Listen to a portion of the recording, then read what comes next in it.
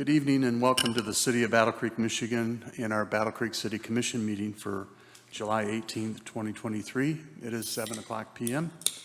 We're going to have a moment of silence for our invocation and our Pledge of Allegiance. I'm going to ask Commissioner Patrick O'Donnell to lead us in the pledge. So if you're able to, please stand for a moment of silence and our pledge by Commissioner Patrick O'Donnell.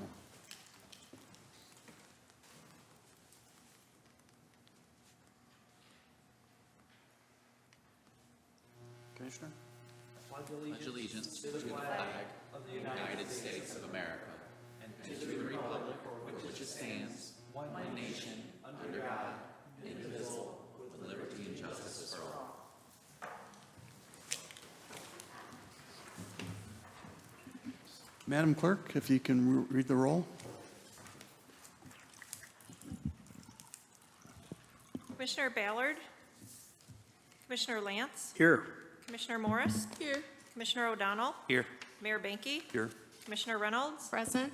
Commissioner Simmons. Here. Commissioner Smith. Present. And Vice Mayor Sophia. Here. Thank you. Okay, before I go into the presentation, I'm going to read a proclamation that we'll be presenting tomorrow. Commissioner Morris and myself will be presenting this at KCC. And I think there's some good information in here. It'll only take me a minute. Whereas RISE Corporation, a grassroots nonprofit organization whose mission is to provide an opportunity of hope for young people to rise up from despair and restore their ability to develop life-altering strategies to achieve their goals and dreams. And whereas a key part of RISE's corporate enrichment opportunity is the CDF Freedom School. And whereas CDF encourages children and young adults to excel and believe in their ability to make a difference in themselves and in their families, schools, communities, nations, and world through hope, education, and action. And whereas one of the components of the CDF program includes National Days of Social Action, which gives youth the opportunity to take part in a collective action to constructively use their voices and creativity to express their desire for change and justice. And whereas the 2023 national theme for the National Day of Social Justice is Kids Aren't Bulletproof, to raise awareness of gun violence. Therefore, on behalf of the citizens of the City of Battle Creek, we do hereby proclaim tomorrow, Wednesday, July 19th, 2023, is National Day of Social Action in the Battle Creek area, and we encourage all youth to participate in efforts to make a positive difference in our community. Thank you very much. All right, next item on our agenda will be a presentation. Rebecca, when you get a second. Yes, thank you, Mayor. I appreciate that, Mayor and Commissioners. I don't think she needs any introduction, but I'm happy to introduce Michelle Hull, our HR Director. She's going to do our staff presentation tonight. Oftentimes, you don't hear a lot from HR because they're an internal-facing department, but I think you'll find that Michelle and her team are doing some pretty great things in the city. So, Michelle. Thank you. Good evening, Mayor, Vice Mayor, and Commissioners. I do know many of you, but I do see some new faces, so thank you for giving me the opportunity to give you a brief update on my department. Go ahead, Vicki. Sorry. Sorry.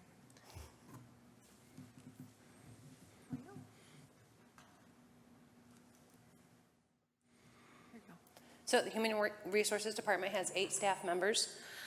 Several of the staff members have been there for many, many years. In the last 3 years, my department received approval to add 2 new positions. One, the HR assistant, who's Tony Miller, been here just over a year, and then the field safety officer, Sarah Plogue. So the 8 of us serve the city, all city internal departments. The department is really focused on 2 different focus areas, human resources on one side and then risk on the other. Human resources team members focus on the life cycle of employees from start to retirement and include a very large base of our retirees. And then we also focus on the compensation and benefit plans, employee and labor relations, and policy management. On the right side, there's the safety component. So I have a chief safety officer, and then Sarah, who I mentioned is the field safety officer, that focus on our compliance and training programs. And Elizabeth Reiser, who's our insurance and loss control specialist, does all of our leave administration and our liability and claims litigations. I like to include this for historical purposes, just so you can understand what city staffing has looked like over the last several years. The totals in 2023 are as of July 1.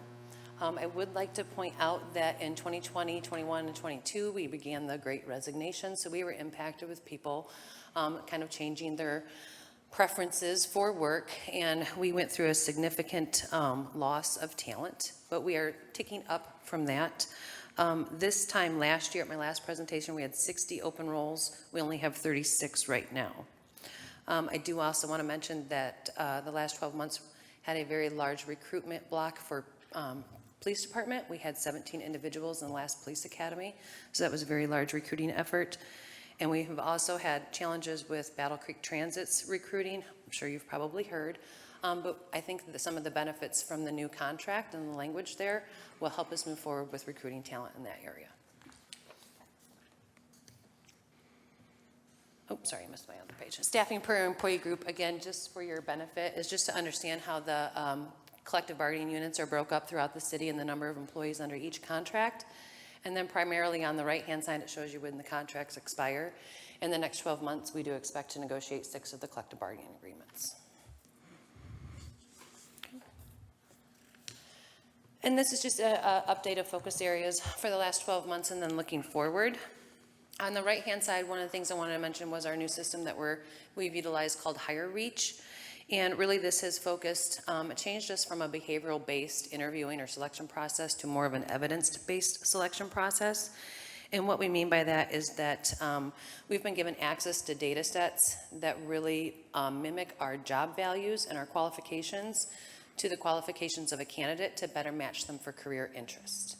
And there's a rating system that goes through, so when they come through our candidate pipeline, they are, excuse me, starred as candidate before they come in for review for the hiring manager. This is to remove any of the internal bias that somebody might see just by reading an individual's resume. We also had benefit enhancements in the last 12 months. So we have made changes to some of the benefit levels for life insurance, increasing that benefit for employees.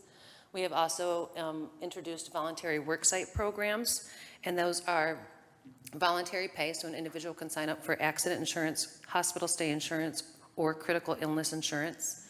We've also recently introduced Noom, both the Noom mental health side and also the Noom weight side. We received really good feedback from employees participating in that process.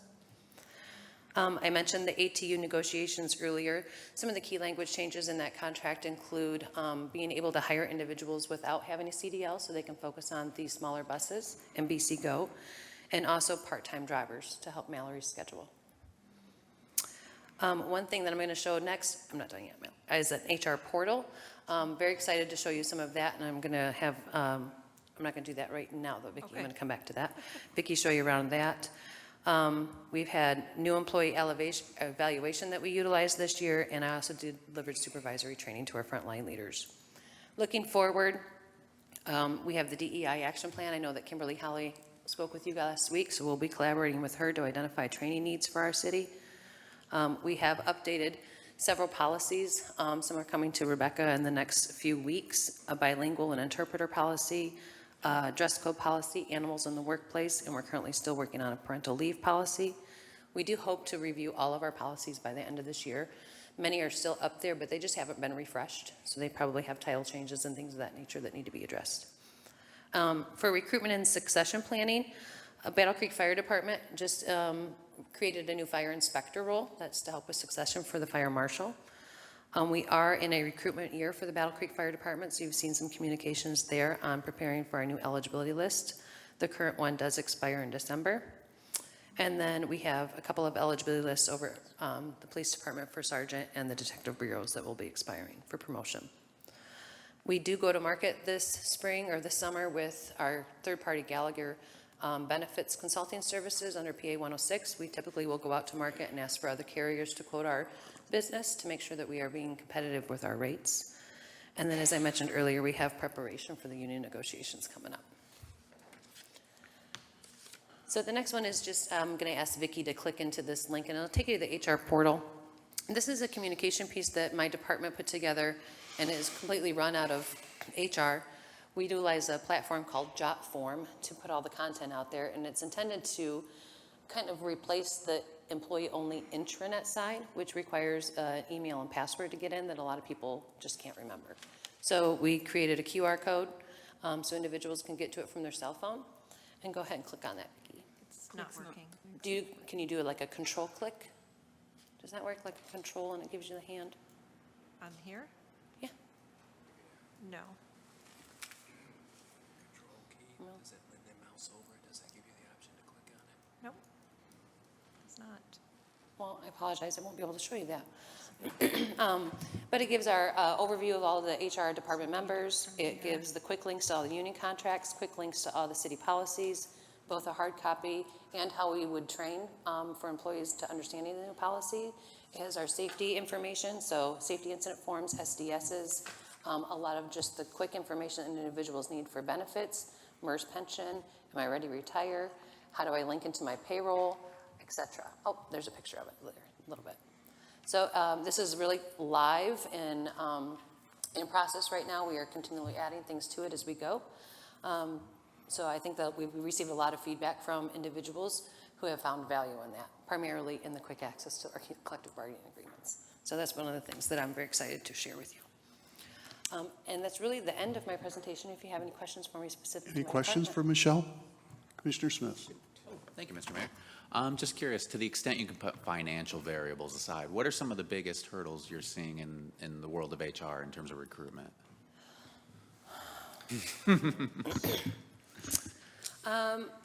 It's really just a competitive market. You asked me not to put financial barriers on it, but you know, we've seen a lot of individuals that I think they are applying for a lot of jobs. They will sign up to come to the interview, and the day of the interview, they're just not showing up. I think maybe they had another interview at another place, and maybe that place probably gave them just a little bit more money. We are seeing individuals who are really looking for that work from home balance, and there are a lot of positions out there that are going almost fully remote, so that's a big challenge as well. You don't really see a lot of the questions about, well, are we given good benefits or anything like that. It's really coming down to an individual's personal preference for where they want to see their career, and I think we're seeing a lot of people just doing career changes and doing things that they haven't done before. Sure. Thank you very much. Yeah, no problem. Any other questions for Michelle? Michelle, thank you very much. We appreciate it. Next item on our agenda is chair noting any added or deleted resolutions. There were none. Thank you very much. Next item is petitions, communications, and reports. There were none. Thank you. Next item on our agenda is the introduction of ordinance 07, 2023. Madam Clerk, when you get a second.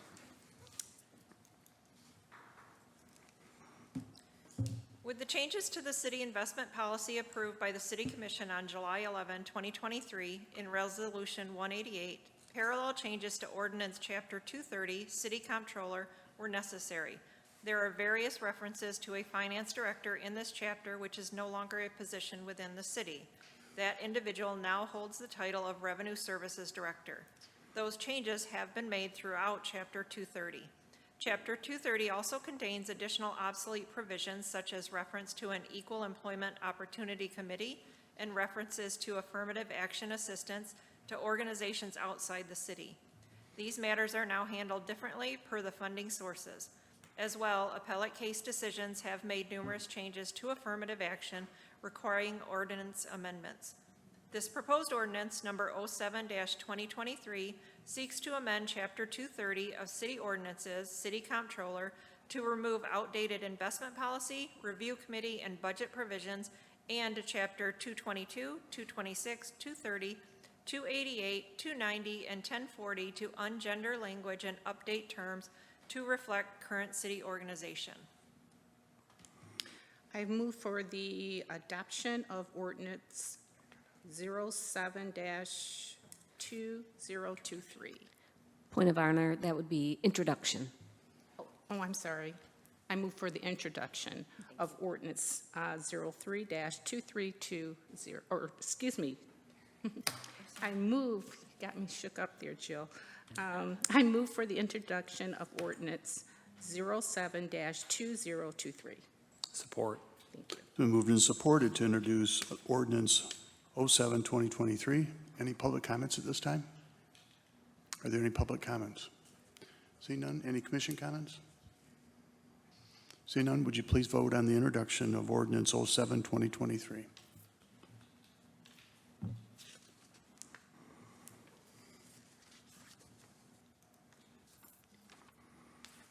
The introduction of 07, 2023 ordinance has been approved. Mayor, if I could interrupt for just a second. We've been made aware of a problem on the YouTube channel, which is where we stream the city commission meeting. There is no volume. It is not on our end. It appears to be a YouTube issue. We're doing our best to try to correct that, but right now it's kind of out of our hands. But everything is working on the AccessVision link. Thank you very much, Rebecca. Next item on our agenda is public comment regarding consent agenda and resolutions not on the consent agenda. These comments are limited to 3 minutes per individual.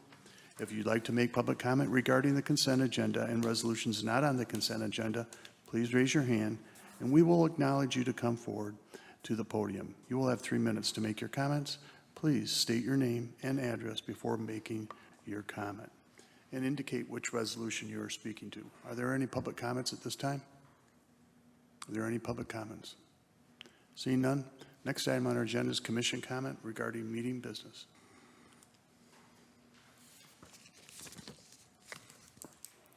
I move for the adoption for the consent agenda. Support. Been moved and supported to approve the consent agenda. Is there any comments by the commission?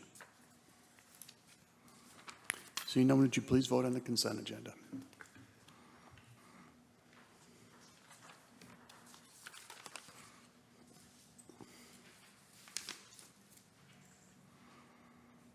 The consent agenda has been approved.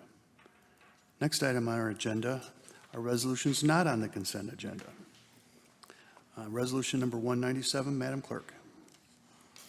City administration needs authorization in place for legal signatures on behalf of the city in the absence of the city manager. This resolution authorization for legal signatures in the absence of the city manager. I move for the approval of Resolution 197. Support. It's been moved and supported to approve Resolution 197. Are there any questions on 197 by the commission? Seeing none, would you please vote on Resolution 197?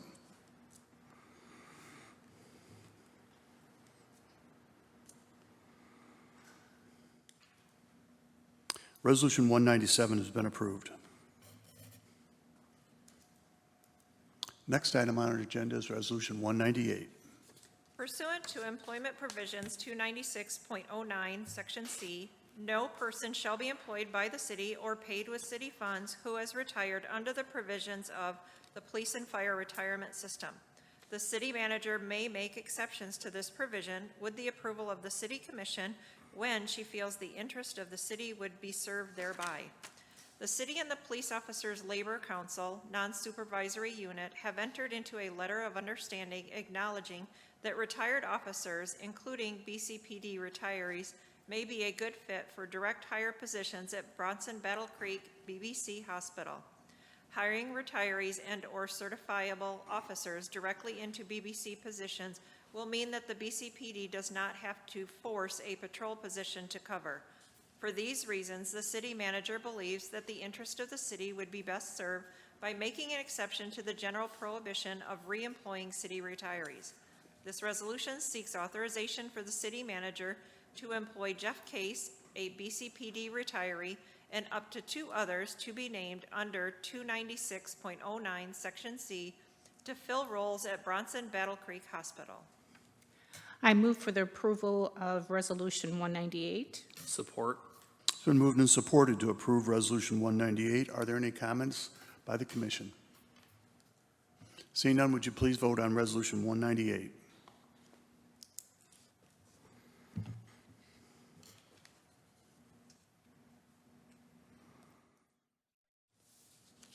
Resolution 198 has been approved.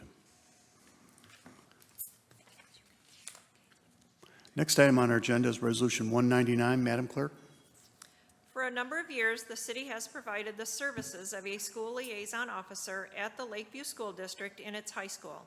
The police department, the Lakeview Schools Superintendent, and School Board wish to extend that arrangement to add a liaison to the elementary schools, serving in the various district elementary schools as assigned.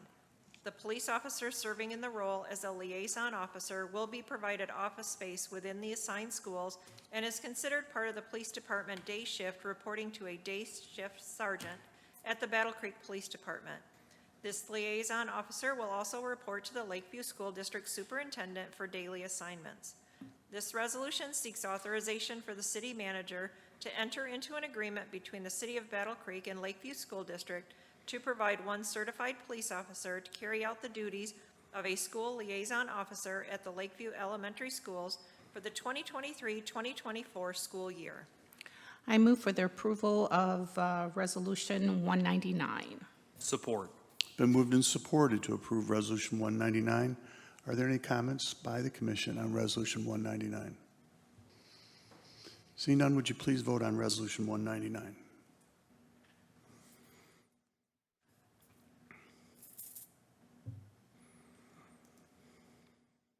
Resolution 199 has been approved. Final resolution on our agenda tonight is Resolution 200. Madam Clerk, when you're ready. Historically, the city has provided the services of a school liaison officer throughout the entire school day for the school year to be placed in various school buildings. In the last approximately 6 years, the agreement provided one police officer to serve as a school liaison officer at the high school. With this agreement for the 2023-2024 school year, Battle Creek Public Schools has decided to return to placing one school liaison officer in various school buildings. The police officer serving in that role as a liaison officer is provided office space within the assigned school and is considered part of the police department day shift, reporting to a day shift sergeant at the Battle Creek Police Department. As it relates to the school district, this liaison officer reports to the principal of the assigned school building and the school district's director of student services. This resolution seeks authorization for the city manager to enter into an agreement between the City of Battle Creek and Battle Creek Public Schools to provide one certified police officer to carry out the duties of a school liaison officer at one or more of the district schools for the 2023-2024 school year. I move for the approval of Resolution 200. Support. It's been moved and supported to approve Resolution 200. Any comments by the City Commission on Resolution 200? Seeing none, would you please vote on Resolution 200?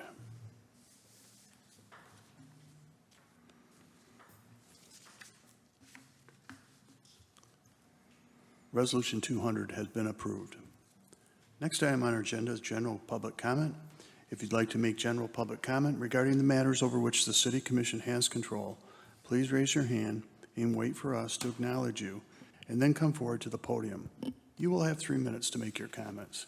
Please state your name and address prior to beginning your comment. Are there any public comments at this time? Yes, sir. Yep. Thanks.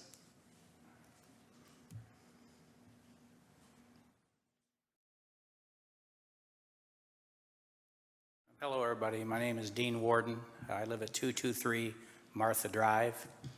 If you're not familiar with Martha Drive, it's in the Kirkpatrick Knowles neighborhood, just in back of the Riverside School playground area. My comment today is about the safety, my concerns of the parking lot, especially on Golden at Riverside School playground. As many of you, if not all of you, are familiar, there was a murder there a couple weeks ago. And not that I saw something that bad coming, but I did see and have concerns and probably should have come sooner. My living room faces that area of the playground, and I see late at night, if I'm up, often late at night, midnight, 1 o'clock, 2 o'clock could be, if it's a late night, many cars pulling into the parking lot. Technically, the park is closed. I believe it follows park rules that you have in the city. There is no posted sign by the area where people drive in. Not that that would totally prevent everything. But my concern is the lack of, which I perceive, and I may be wrong, police supervision of that area. In my opinion, it would make a whole lot of sense if third shift officers could come by that area 2 to 3 times a night and take a look and see what's going on. Cars would come in, dim their lights, stay for a while, and then take off. So you pretty much know nothing good is going on there. So I'm concerned about drugs. I'm concerned about potential prostitution. I have concerns about the effect on the immediate neighborhoods. And I think we need to put some thought and not just move beyond this unfortunate circumstance which happened to this young lady in that area. Also, I have a concern about the lack of vision. For some reason, the city has chosen not to mow that part of the playground. If you go by there on Golden, you'll see the grass is 2-3 feet high. So any police officer going down Golden is going to struggle to see that area. And of course, you can't see it in nighttime because it's dark, but there could be things happening in the daytime as well. But you can't see it unless you drive into it if you were a police officer. I see my time is getting short, but that's the only area of the playground not cut. I was told at one point it wasn't being cut so as to save time, money, or staff resources. With the mowers they have, it takes about 10 minutes. It's not a gigantic savings, and now it's a safety issue. So thank you for your attention. Dean, thank you very much for your very well-prepared remarks. I will have the city manager contact you and give you an update. Thank you. You're welcome. Are there any other public comments at this time? Any other public comments? Seeing none, any commission comments? Commissioner Patrick O'Donnell. Yes, there was just a press release for the having beekeeping in the city and also quail and duck, if anybody's interested to go online and take a look at those possible ordinances being in the city of Battle Creek. Thank you. Any other commission comments? Seeing none, we will adjourn our meeting. Thank you for attending.